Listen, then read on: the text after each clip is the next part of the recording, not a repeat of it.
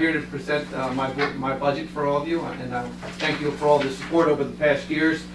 We continue to do great things.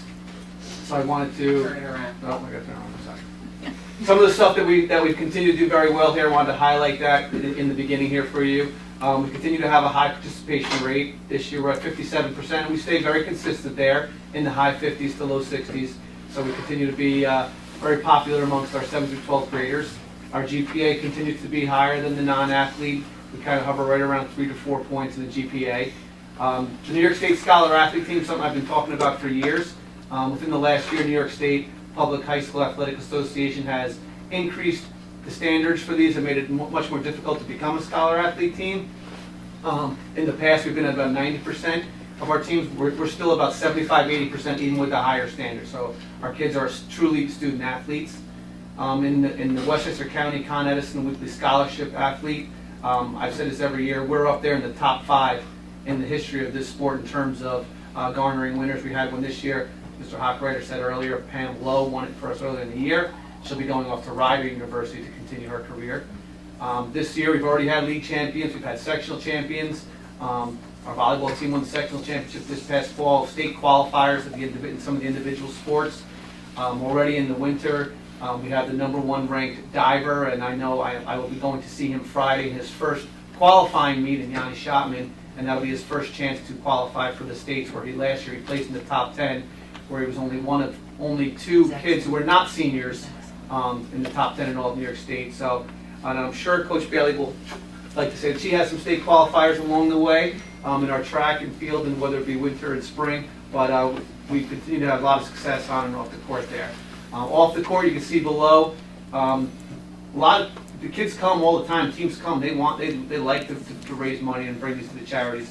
We've donated money to breast cancer, Friends of Jacqueline, Children's Diabetes, mental health awareness. Basketball games are upcoming next weekend with addiction awareness there. St. Jude Hospital with our cheerleaders. So we continue to do great things off the court as well. Am I backwards again? Oh, there we go. Continue with that. We have our staff appreciation games. We do them all the time. Our kids would do these all the time if they wanted to. They enjoy saying thank you to the staff members of our district. We did them last week for some of our winter teams, so they continue to be a very popular event amongst our varsity athletes. Like I said, they come to me saying, when can we do more of these again? Our sportsmanship promotion, we've had posters throughout the district connecting our younger athletes and our youth leagues in the community with some of our varsity athletes with a positive slogan on the posters. We recently revisited them. We had 2 more sports that posters are actually being delivered tomorrow with our ice hockey team and cheerleaders. So we're trying to spread the wealth there in terms of what posters we see throughout the district. The alumni connection continues to be strong. We have our Hall of Fame induction weekend, alumni games. One of the things that's happening more and more with this alumni connection, if you haven't been to our Hall of Fame area, we've kind of revamped it in the last, since September, I'll say. We've turned some of our display cases into kind of museums of Hendrick Hudson memorabilia, and many of our alumni going back into the 50s come to us with some of the stuff that they have that's so sentimental and means so much to them in their lives, and they want to display it somewhere. I put it there. I've given families credit. We had a very interesting one come to me over the winter from Mr. George Boyle, class of '57. He's at all of our games throughout the years. He's a historian for not only the area but for the district. And he came to me with something from Harry Tompkins, who went to high school here in the 1940 and 41, who left school at that time in 1940 to become one of the greatest professional rodeo members of all time. He was inducted into the Professional Rodeo Hall of Fame. He was an 8-time world champion, and he's called the professional. He's the rodeo of any photography that you've seen. He's kind of the dean of rodeo photography. So we now have a story about Harry Tompkins now in our Hall of Fame with him as well. So that's happened over the years with that, and I think it's kind of a really neat thing. And some of our physical education class the other day, I was with Mr. Fredman in his class, and his 9th graders were really taking a look at some of the stuff. So there's some good things there if you haven't had a chance to see it yet. We began planning the new complex for the athletic department after our bond passed recently, so that's been an exciting time. The refurbishing of the Hall of Fame area is what I had just mentioned, touch base with you there in terms of the memorabilia we've been collecting. So the good stuff that we do here in terms of promoting our athletes and our student athletes in the district, has been recognized as some of the better programs in the area, and I was approached to do a presentation in March at the State Athletic Director Conference on the positive public relations that we do here. So we are recognized at the state level in terms of some of the programs that we offer here, so that's nice to see for us. In terms of the nuts and bolts here, so this is as comprehensive as you can be for the athletic department in terms of from everything from the top to bottom in terms of what it takes to run and cost the athletic department. Starting with the coaching salaries, you can see the left line of current year and next year's projection of 1920. We're able to hold the line there. The coaching salaries are a contractual scale where there are steps and percentages that are contractually agreed upon there depending on what level they're at, and steps along the way. So if a veteran coach or a coach who's been coaching for a few years decides not to come back or return for whatever reason and a new coach steps on, there's some money saved there along the way. It's similar to teacher retirements in that regard. So through the attrition there, we're able to stay right there with what we're at. Staff salaries are the salaries in the athletic office there. So the increase there is, again, it's the contractual piece there. Secretary staff OT, that really pertains to our athletic trainer, Meg Greiner. A lot of times in the summer, prior to fall sports getting there, I need to bring her in earlier than what she typically would start in. So she'll come in certain days in the summer to prepare for fall sports when we start in mid-August. So that's that right there. The small increase there is in case something else is needed this year, with the unknown of what's going to happen and where we'll be in the fall based on our construction piece and things like that. So I just try to plan accordingly for that. The next one's the big one, so I'll be clear on it. The equipment line, for many years, up until this year, we were at zero. We were at zero. Until this year, we're at 10,000 for our equipment line. My first year as athletic director was now 17 years ago. We put all new equipment in the weight room, in the weight room with our weights and machines for lifting weights, and our cardio room, which at that time was all together. So a lot of our cardio machines, whether they're the ellipticals, the bicycles, the treadmills, those were all purchased 17 years ago. They are breaking down, and kids are in there every day. It's a popular area. We have a strength and conditioning coach who comes in daily, and the kids are working with him all the time. And almost half our equipment now is broken. So this increase right here up to this now is not something that we would have every year. It's once every 15 to 20 years, and this is the year where we really need to take a look at that equipment and have it replaced because it needs to be. I'll touch base on all the increases again later. Our supplies, we're going to hold the line right there. Our contractual, we're going to hold the line. Our BOCES line has gone up this year. The biggest reason for that, and again it'll be on when I touch base on all the increases, is that we enter into an agreement with BOCES, who all of the schools in Section 1 into this agreement with BOCES to run the interscholastic athletic offices and departments and school districts. And they have recently entered into a new contract with all the officials and referees. There was no contract there for the last 3 or 4 years, and recently the officials contract was approved, and it's in place this year, and it's almost $10 increase per game for officials. So when you add up all the games we have over the period of time for 3 seasons and all the teams, we have to take that into account with our increase right there. Our chaperones, we're going to hold the line there, and our transportation. Last year when I made this presentation, we had reduced it down from about 113,000 to 100,000 this year. When talking with Liz Gillio, we're going to keep it at 100,000. The $2,000 increase is just a contractual piece for our transportation, our drivers that we have here. And in overtime, we will hold the line there again. I work with Anthony Merlini. An example of how we hold the line there and do our best that we can. Just this past weekend, Martin Luther King Day is a holiday. Everybody does want to practice. We had games the day we came back on Tuesday after a long weekend. We'll just keep it as a small window. I'll just have a window of 8 to 11. Every team's got to get your practice in during that time, or 8 to 12, and we'll have a small window that we won't be open for a full day. And depending on what the athletic schedule is, maybe we wouldn't even have that case. Many times, Coach Bailey's going out on early weekends, and she'll work with me very, very closely. If we don't have to open the building up for a 7 a.m. departure for a track meet, and we can get stuff done the night before, we'll do what we can. So we get as creative as we can with that, and with that, we'll be able to hold the line there with that. So the largest increase comes from that equipment line. So you can see in just the tabulations with that, the 6%. But like without that right there, we would be holding line with the exception of just some contractual pieces. Touching base on the increases, I wanted to make sure I came back to them for you. I said them quickly. The staff salaries, the staff salaries is a contractual piece. That's the people in the athletic office, myself, Nicole Loretti, Meg Reiner. So anything, that was a contractual obligation. The equipment increase, as I said to you, this is not something we're going to be coming to every year. Hopefully in this will last another 16 years and do our best with that. I've explored the options with the companies that we have, the vendors that we have there, whether it would be something, should we lease the equipment, should we purchase the equipment? We've waited out there. I visited some of the other facilities in other districts and what they've been successful with. So this would probably be a purchased item that we would have and do our best to upkeep them with whatever vendors we have there in terms of them coming in and assisting us with that matter. The BOCES increase, as I said, that's the largest thing there is the officials contract. It's like I said, the increase is almost $10 per game for varsity officials and $8 or $9 for JV and modified. So when you add that up over the course of time, we have hundreds and hundreds of games that we take care of there. And the transportation increase was the contractual obligation that Ms. Gilio has to do with her drivers. We're still responsible. I like to think that we're fiscally responsible here and holding the line as best we can. As I said, the coaching salaries with the attrition and some coaches and some coaching movements along the way, we can hold that.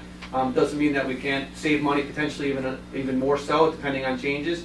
Our supplies and contractual, I will maintain that as I have the last few years. We're making that work as best we can, and I'll do that continuously. We decreased last year the chaperones, and we're going to continue that this year with some flexibility we had with our security in terms of them working extra time with us, so that they're helpful in that matter. And I said to you earlier, the building overtime is something that I've worked with Anthony on, Merlini, and as creative as we can be to continue to hold that line. So we still provide a very vast of different various programs here. We have 31 different varsity programs with some increases along the way. We've had some, and they'll be coming across your way here again, some of the merger programs. I've been creative with some of our local districts, Croton, Somers, Peekskill, and we have a gymnastics team. We have one girl in gymnastics. That will probably go up to 2 next year. So we're able to save some money there and get creative in terms of that, but still offer different programs along the way. So we offer a lot here at Hendrick Hudson for what we're asking here for, and I'm very proud of our student athletes and what they do on a daily basis for us here. So, in the words of I say this every year, I'll give us to Coach Pritz, our former baseball coach. It's a great day to be a Sailor. So, thank you. So this is our. I've actually got a couple of questions. Yeah. So on coaching salaries, so you're saying there's potential attrition, because I see the coaching salaries, if you flip back to the budget line slide. Yeah. Right, so it's exactly the same number, Yeah. but you're saying that there's gonna be some attrition? Well, in other words, like instead of it going up because of coaching movements along the way, like in most particulars where we had a veteran coach who retired, and we won't have to. I didn't have to increase his the hiring a brand new. It's like hiring a first-year teacher. So it's like it's just hiring a first-year it's teacher. exactly the same When number. I talked to Enrique Mr. Callan about that, I think we can handle that with what is that exactly the same and not have to move it up at all. And it just, so. It might be higher, it might be low. It's going to move. It probably won't Oh, be yeah. a bit. So let me just jump in here. So what we'll be experiencing over the next handful of meetings is the department budgets, and we'll be taking their rollover budget or their expected budget and rectifying that with state aid, with other revenue sources that we know we anticipate, and then we oftentimes go back to the department leaders, we come back to the board and say, look, we'd like to have $50,000 of equipment, but we can't within the tax cap. We're going to ask Tom to make some reductions, or Lisa in special ed to the extent she can, or Margaret, or you name it. So what you'll hear is the sort of first blush of the budgets, and then we'll get inside of them once we have a better idea of other revenue. Because right now we know nothing. So essentially, you I just, think he just used that it's a number. placeholder. Exactly. We won't. Right, There won't so be an it's not- increase at all. If anything, it would go down. I would suspect Okay, because so for this coaching is- salaries, you might It's be supposed at to a represent particular 0 or- percentage, and you'll be at step 1, step 2. There's steps along the way. And a varsity so- coach might be 8% at one thing at step 12, a brand new coach might be 8% at So step we- 1. And We you also haven't don't really know done the season to analysis. season Who's coaching? Coaches are Yeah, so assigned. the postings posting comes out. are still forthcoming. So you may get a brand new coach who's at step Yeah. 1 versus step 13, so you will we realize. won't have an the increase at all. So you're hoping to keep it, Yeah, we will not have an Yeah, increase. these Yeah, are, Most it so will. anything with staff salaries are projections. For example, in the last day of January, we will know how many teachers are retiring. We can calculate, we have a base calculation for a teacher retire versus our trend of hiring a new teacher, what that delta is.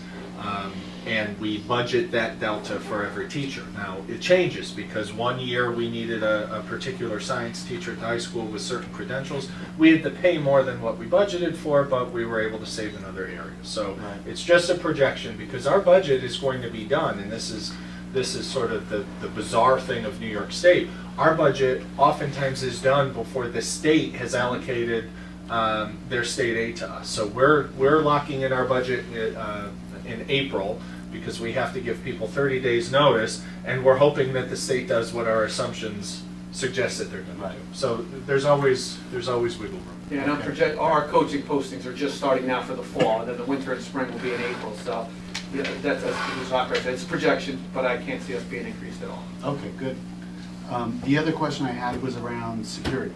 So assuming we're gonna have additional security at all the events, does that go into this budget around chaperones and overtime, or is that a separate budget? So what's accounted for a number of years ago, the board at the time asked Tom to account for security and transportation for athletic events and to pull that out of the transportation budget and pull it out of the general salary budget. So what Tom has done is given a projection for chaperones at the athletic events only.